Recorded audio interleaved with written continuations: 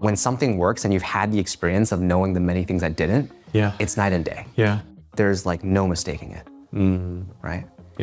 Basically, so we met Paul Graham, and then when we walked in the room, we introduced ourselves. Like, hey, I'm Han. This is Hanbi. We're from Mintlify. Like immediately, the first thing he said was like, "Well, Mintlify, like, what a terrible, terrible name. You gotta change that." Hi everyone, you're listening to Scaling Dev Tools. I'm joined today in person by Han from Mintlify. Han, thanks for joining. Thanks so much for inviting me. I am a huge fan of the podcast. It's truly an honor to be here. Thank you. And so Mintlify is docs as a service, would you say? Docs as a service, yeah. We like to think it's like the modern standard for documentation. Yeah, okay, amazing. So we're going to talk about your story, and we're going to talk about how to actually make good docs. Yeah, sounds like a plan. Should I start off a little bit more about the story of Mintlify and how we got here? Yeah, that'd be amazing. Yeah, absolutely. So Mintlify as a company was originally founded, not even called Mintlify, fun fact. Nice. This was, it was a hot second ago, very late of 2021. Me and my co-founder Hanbi, we've built products for most of our lives, just independent of each other. So I started coding when I was 11. Hanbi also was like a really early, just like everyone else in the Bay Area, basically. So we just like started building products super early on, and I think over the course of my high school, college, it was always like building products that other people would love to use. And I think it was like, to me, the really special thing is about building for people that we could have related to and we could have understood, people like us, basically.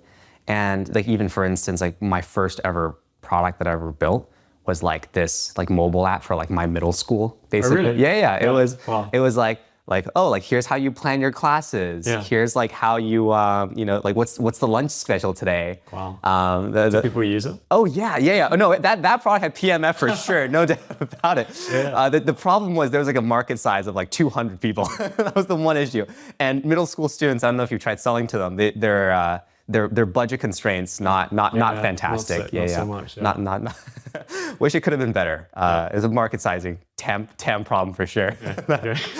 And then for high school, it was like, building for, like other students, and then come college, Hanbi and I, again, my co-founder, we met, wanting to kind of build this kind of like product that could have helped students at our college plan out their graduation requirements. So the idea was very simple. Our college had a very decentralized, like no one really knew what they were doing. Like kind of complex surrounding. Classes to take. Exactly. And then at the end of the 3 years, you're like, oh, like, am I actually on track to get my diploma? Yeah. And the school didn't really have any great services, and it wasn't super robust. And so we're like, I bet we can solve that. And I met Hanbi just being like, hey, like, this is a problem I think we want to tackle, and built it, launched it, and I think even to this day, I think about like half of the entire college uses it like every semester. Yeah, something Hanbi and I are both very particularly proud of. Yeah, that's amazing. And thank you. Which college is it? Just in case people are. Use that. Yeah, it's Cornell. If you went there, I'd love to. Again, if you use it, definitely let me know. And so it's always been around building for people that we could have understood. And during COVID, Hanbi and I also had we did a startup together. So we got more of this exposure to, just building an actual company together. Yeah. After that, we literally then took our slightly different paths for a little bit.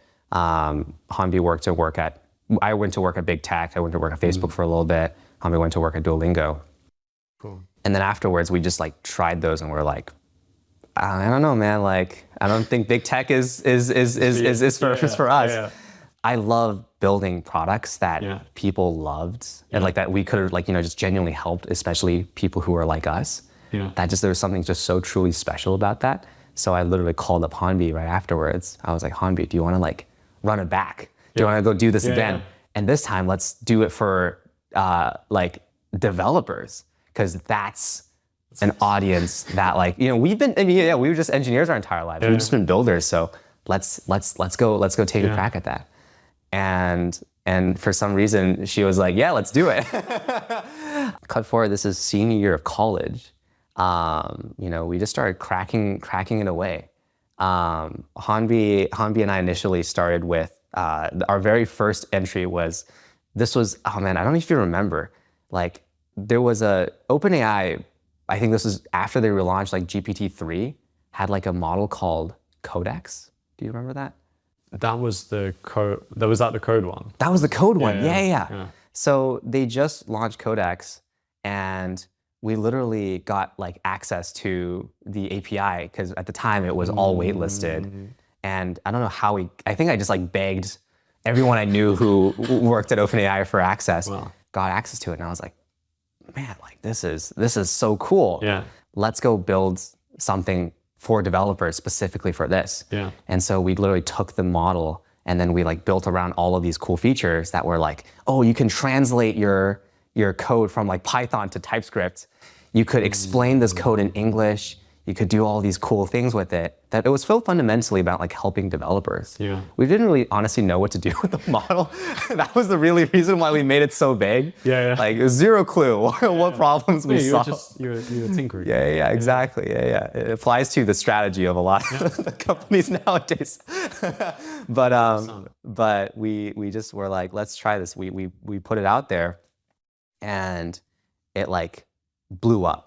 Really? Yeah, we launched on Product Hunt. It did super well there. Got like #1 product of the day. Wow. And again, like we literally just like we had the model, and then we just sprinted it out to market. Yeah. And then got like, I think like 10,000 signups on the first day. 10,000. Yeah. First day. It was really bonkers, because Really wild. yeah, we never expected it to do that well. We just thought it was like it's such a cool thing that like we just wanted to see if it solved problems. Yeah.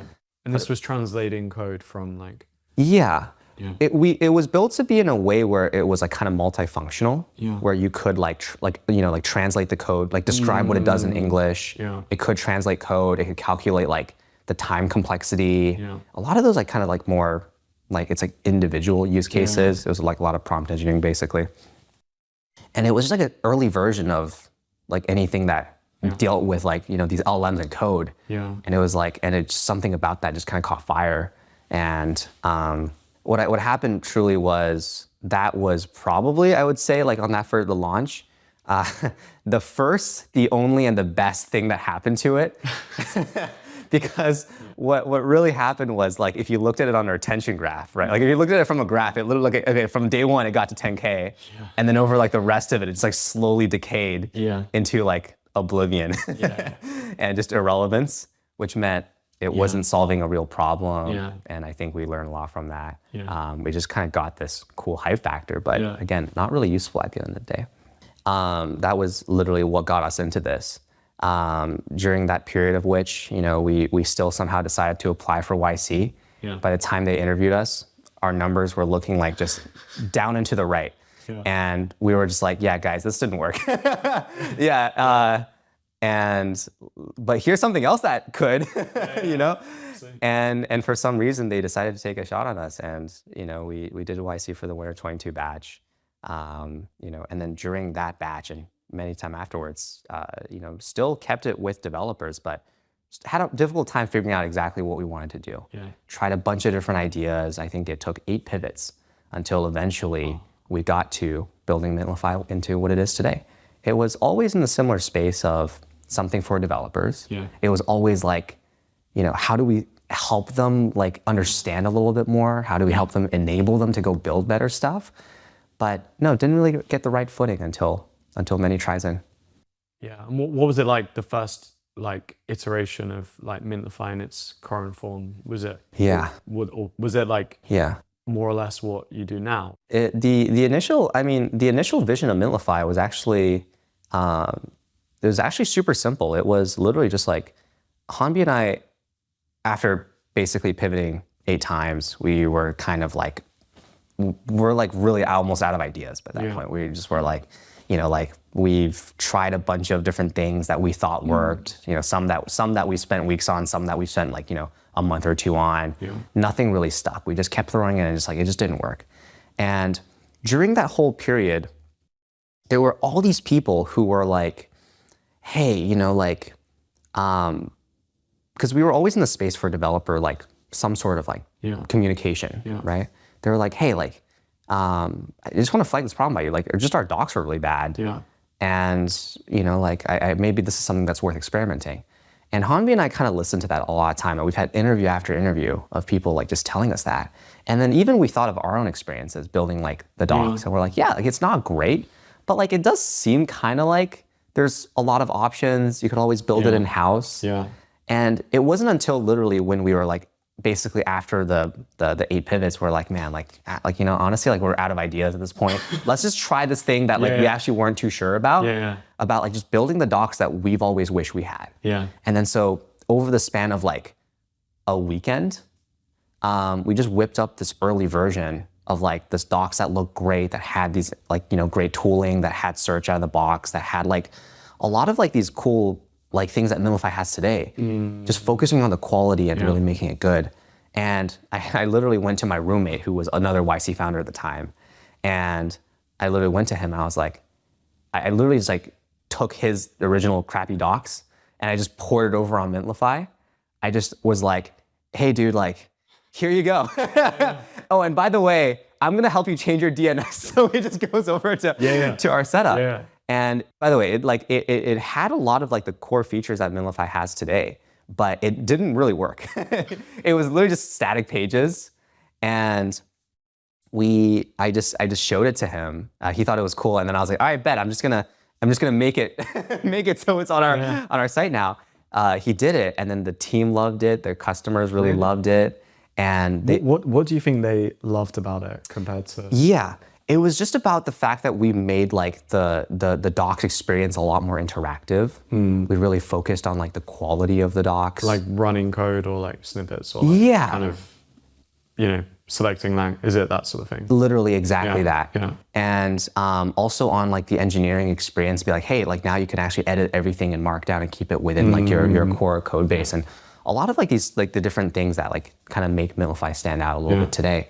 And then he gave a crack at it, the team loved it. And then I think just from that, I think we just kind of like made a announcement about it and then made a post about it. And then just like there came this like outpour of people who then were like, oh man, like I would actually love to use you guys for like our docs option. It's really not great. I think we got like 10 customers in the first week. Wow. And then I think like maybe 20 by the next. And then by that point I was like, oh man, like people are coming. It seems like it's a business. We're like asking them to pay and they just like subscribe the day of. That didn't happen before. And I think the one thing I always think of now in terms of like the many things we've tried and didn't work, I always tell people, I'm like, the nice thing about this is that when you come into a thing that does, there's like no mistaking it, right? If you will know when something, you will always have a hard time telling if something works when it's not working. But when something works and you've had the experience of knowing the many things that didn't, it's night and day. And when we kind of hit that, it just really felt like this kind of really magical moment. I was like, man, people are jumping on board to take more demo calls with me so they can get access to it before, like more than I could realistically take. And that was so different than what it was before. That's a really interesting journey. And so then what was like, once you had this kind of like people are paying, was it just like a blur? Like what happened after that? Like, I think it's always funny because, you talk to a lot of founders about like their stories and they always tell you about like the early days. Because I think the reason for that is because those were like the most memorable because they were the most painful. As the company grew, like from, the first 10 docs to now like, the thousands, that was just more so like just repeating and optimizing this process. Interesting. And so that's like a little bit less exciting, but like there were still a lot of like challenges even in between. It was like, we had to figure out how we can actually go and, for instance, make like getting a customer to come to use our product more scalable. We had to figure out how to build onboarding. We had to actually figure out how to like build these settings. the fun fact is, even for our first few customers, they actually couldn't update the docs.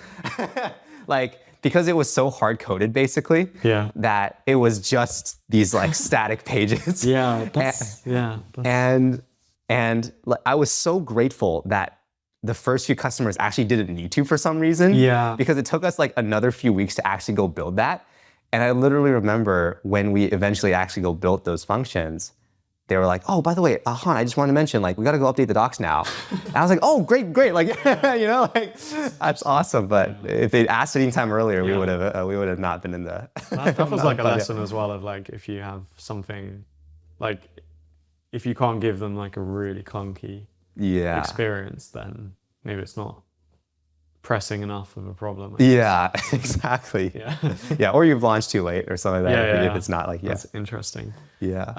And before we start talking about docs, do you want to tell us why Paul Graham told you to? Paul Graham interaction. Oh man, yes. Yes, unfortunately. So I think cut forward, maybe this was like you know, like I want to say like 8 months or so afterwards.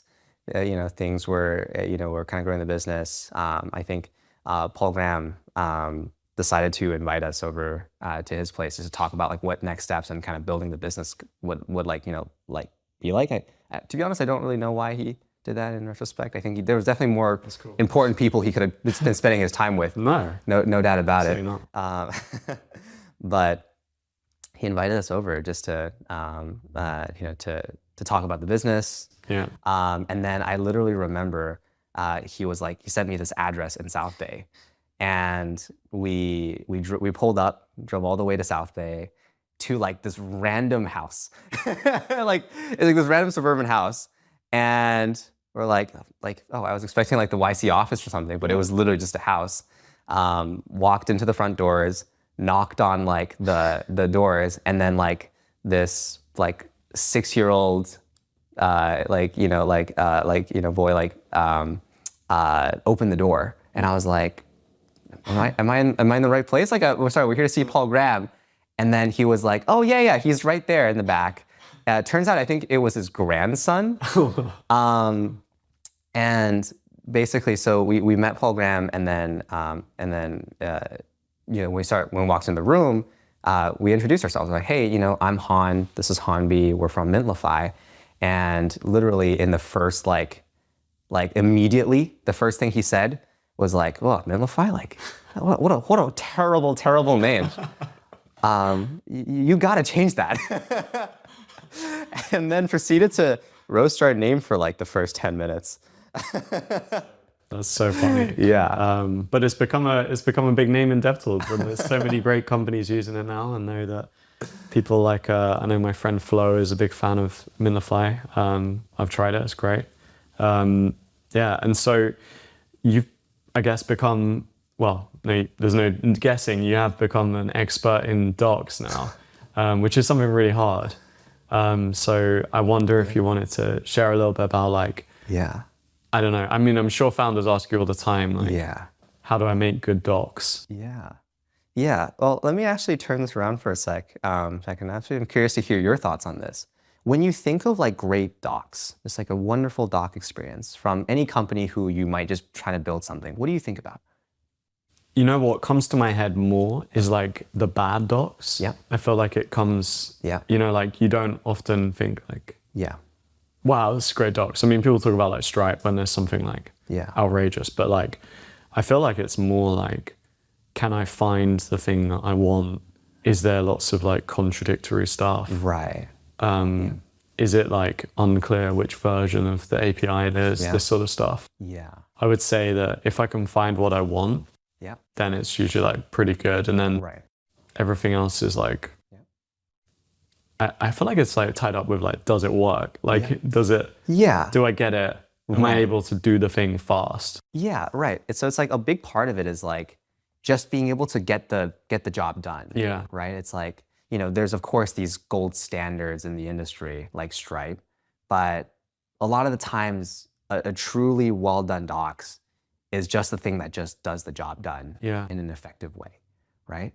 And I think you've said it, you've really narrated it like perfectly, which is that I think like in terms of technical documentation, it's truly just about figuring out how to like really like make it good by having the right information in place and making sure that it's like also just updated is really just the most important part of it. I would say more than anything else.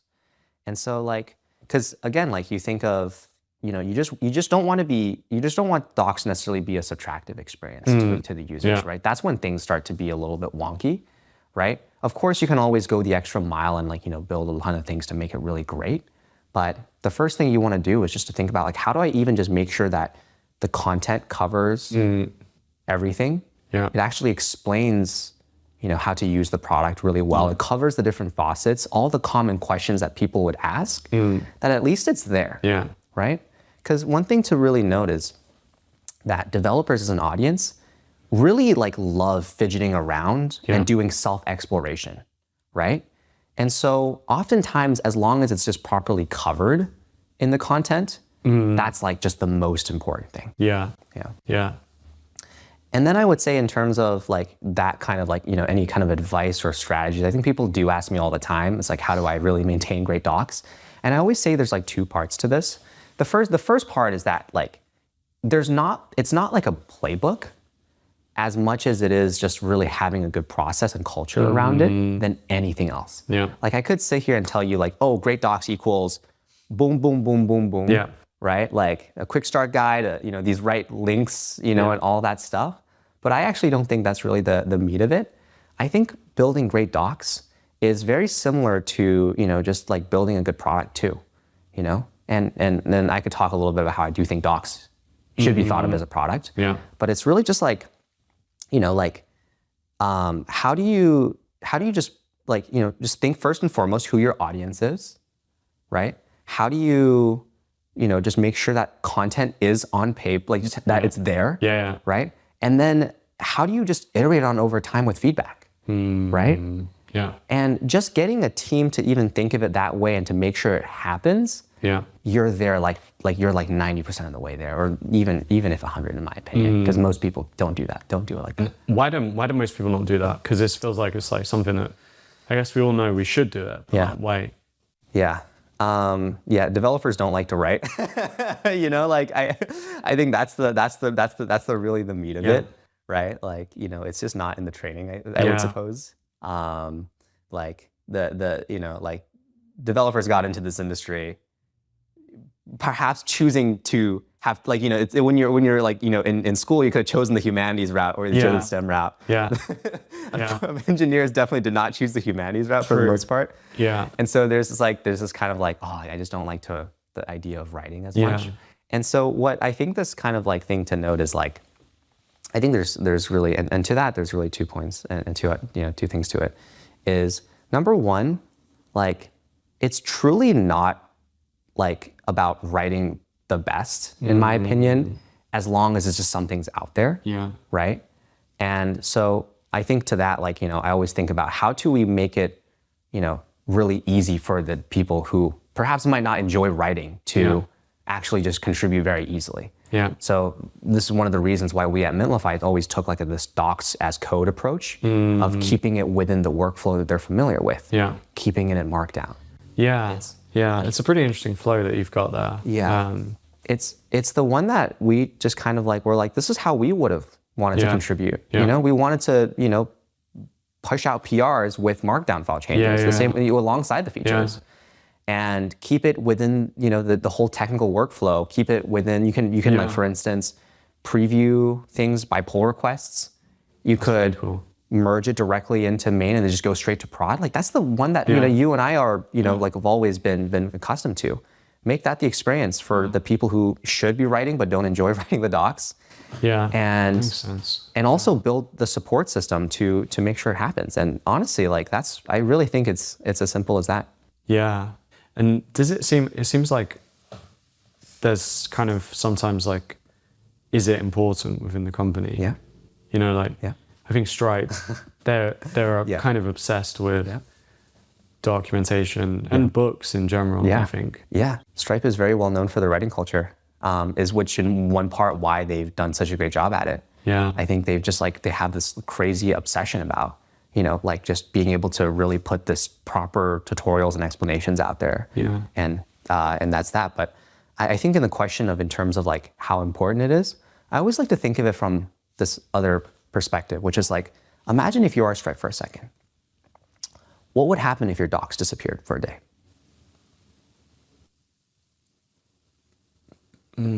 Yeah, people are not going to make many changes, I guess. I don't know. Yeah. Not too many people are going to get started. Yeah. Only the really dedicated people that might Right. dive in and actually go look at the code. Yeah, right. Or it's if you even could. Yeah, if you even could, yeah. Right. And so like because I would dare press, it's like if the docs just disappeared for some of these, big dev tool companies, like it's almost to me as if the product has just disappeared, kind of. Yeah. People would stop being able to properly use it. People wouldn't figure out how to actually go work with some of the things. And under that light, it's so important to think of it like it's the product, right? And that's always the advocate. I'm the biggest advocate of like, you should just think of docs as the product. It's not like this little side thing that, could like, that you'd want to just like have on the side to kind of like help some people. Yeah. But because if that's the case, then sure, like if docs disappear, then you're fine. Yeah. But if you're like for a lot of these dev tool companies, it's not. Yeah. And if that's the case, then you definitely shouldn't treat it like that. Yeah. Right. And so, so I think that's just like one big kind of thing I think that I've always been advocating for founders to think about. Yeah. And I think the companies like Stripe, like Segment, like Twilio, PostHog, Vercel, these best companies with like incredible technical tutorials, they do that with that belief. And I think that's a key part of it. And so on like tutorials, do tutorials sit within your docs ideally, or like I feel like sometimes there's kind of a bit of a blur between like blog, articles on their own, or like full guides plus like quick starts and how do you see people doing like the difference between the different content things? Do you think it's something I don't know, it just feels like sometimes it could be it's like it could be all over the place.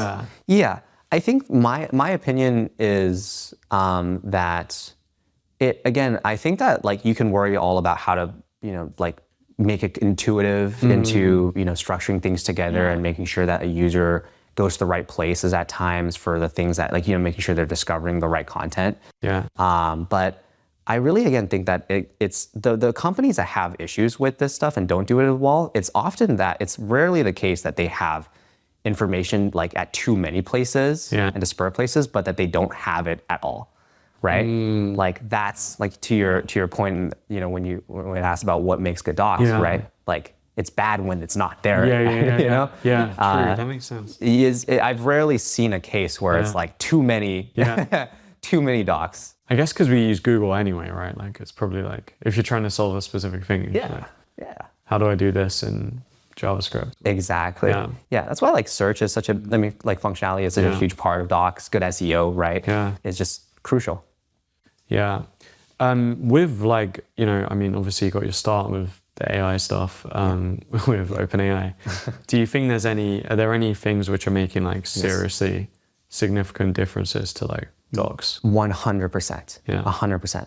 I think there's going to be different waves of changes into the way people think and interact with docs. And I think I'll narrate like kind of the ones that I think first of all has already happened, and I think I'll talk about the ones that I think are still yet to come based on the quality of the models.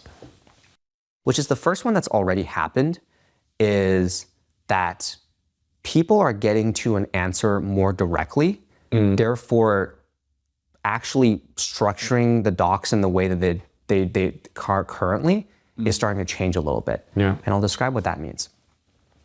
Basically, the idea is whenever you're thinking about building a docs, or the goal of it, in my view at least, is that you should think of like, like your docs structured in a way that's kind of like a tree, right? You start from a homepage, and then you branch out into whether it's like, like if you're looking for SDKs, your SDK references, your API references, or just some sort of quick start tutorial. And any user who comes into it is just trying to either find like a dot on that tree Yeah. i.e. like a specific answer to a question, Yeah. or they're trying to get to a set of paths within that tree. So for instance, you want to just learn how to figure this out and like you want to learn how to like the thing works, Yeah. right? And this is like the critical job of any docs is you want to make sure that things are interconnected, that it's really easy for anyone from any particular point or from the beginning to get to that individual destination. Right? That's like how you think about it. But the first thing that a lot of the LLMs have introduced is this way for you to just get the answer directly without actually thinking about the paths and navigation. This is a nice way of like a really like engineer way of saying that you can now get answers directly to any questions that you have instead of needing to worry about finding the right paragraph or the right keyword or the right answer from a page. Yeah. It's all built from content within the doc, so the doc still needs to exist, Yeah. right? But if you think about like now what we're seeing is people can go into a docs, Yeah. you can literally type in, how do I get started? Yeah. And you'll just get the answer right then and there. Yeah. Think about how great that is. That's so good. Yeah. Yeah. So you kind of don't even need to like have the perfect experience for everyone. It's like, Yeah. because they'll be able to choose their own kind of adventure there. Exactly. If you've got Yeah. all the information. Yeah. So you're kind of just feeding Yeah. ChatGPT or whatever. Exactly. Makes sense. I think this is the first thing that is starting to already change the dynamic of technical content. I mean, as it already has with like ChatGPT, with Stack Overflow, Copilot and all those great things. The way it's kind of like infiltrated into like the docs world for any particular company is like now more and more users are just getting the answers directly to what they're looking for instead of needing to go find the pages, right? It to me kind of feels like this kind of rebirth of like this, prior to, like Google, there was just all these these individual pages back when search engines were just like a bunch of links, True. And now you have this like magical thing where you can get to the answer directly. That's so true. That's a really cool way to think about it. Yeah. Like, does that replace fundamentally like what Wikipedia still is? Yeah. No, but it enhances like the way that ability for users to actually get to the answer directly. And I think that's just a way that like LLMs have unlocked this kind of new like, ability that people haven't been able to do before. Do you think it changes like the role of docs in a sense then in not just in like filling it out, but like if someone does come to you, is it going to be less, there going to be less people coming to your docs in a sense, but then maybe the ones that come are like expecting more or... Yeah, I think there's still gonna be the two roles to it where it's like, it'll never be like everyone knows, like they'll come in and they'll just simply ask chat and get an answer directly. Because I think there's another part of docs that's super useful, which is to even know what questions to ask and to know what the product does.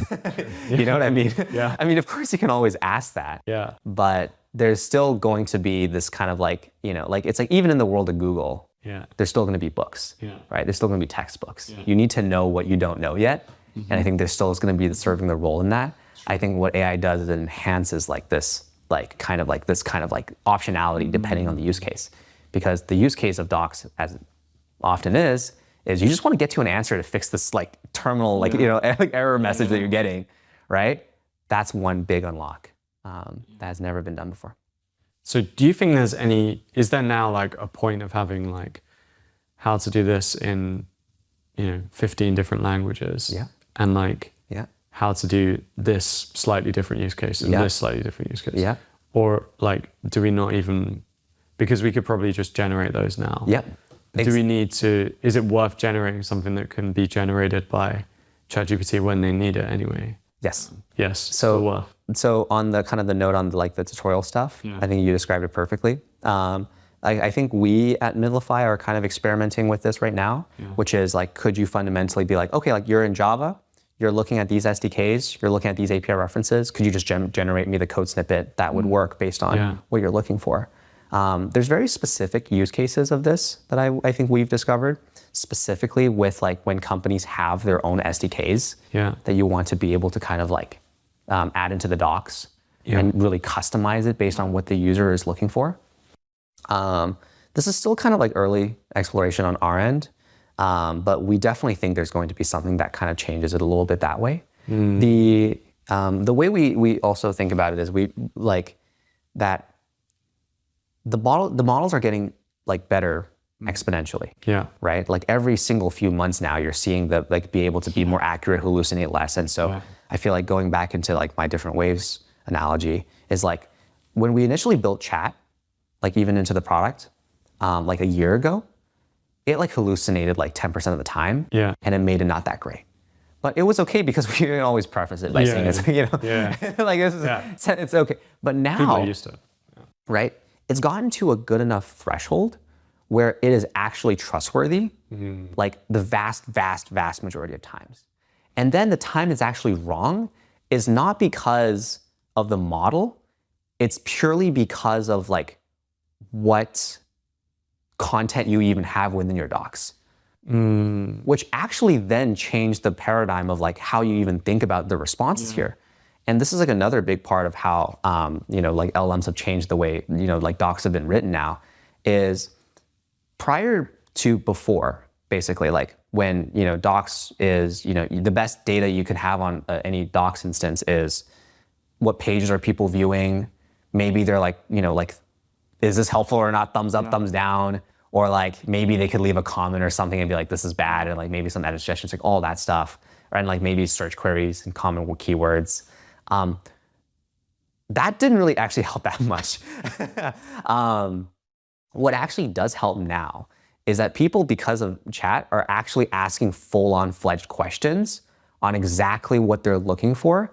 And on the right, they're literally getting exactly the responses that the LLMs are generating from the content of the docs. What that means is, let's imagine that you're suddenly seeing a lot of people asking questions that are like, oh, like how do you work with this part of the product? Yeah. And the LLMs are like, oh, sorry, like I cannot generate a response for you. I actually have no idea like how this product works. Yeah. What does that mean? It means missing. The docs aren't there, you know? Yeah. Like, or maybe even sometimes even worse, like the product should have it, but like, you know, like it's just not there in the product.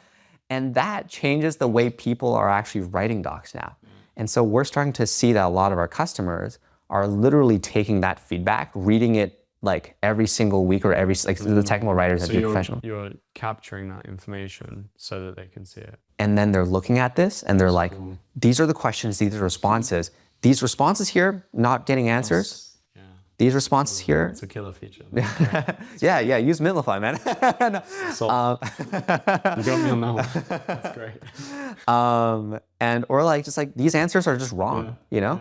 Like go fix them. Like I can't think there's a better way to just highlight exactly how you can do that better. And now that the models are there, you're actually able to unlock this change in behavior.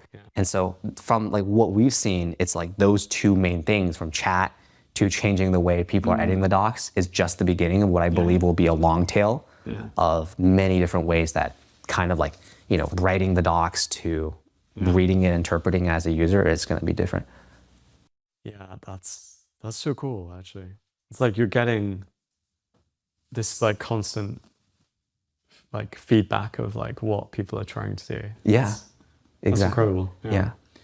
Okay, Han, that was extremely interesting, and I think I just got sold on Mintlify.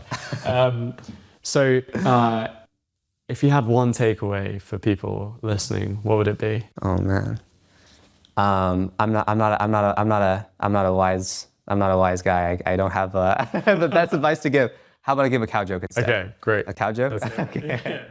Why do cows have hooves instead of feet? Well, why do cows have hooves instead of feet? It's because they lack toes. Oh, that is horrendous. Thank you. I appreciate the pity laugh. Thank you. Yeah. Brilliant. Okay. Yeah. Well, Han, thank you so much for coming.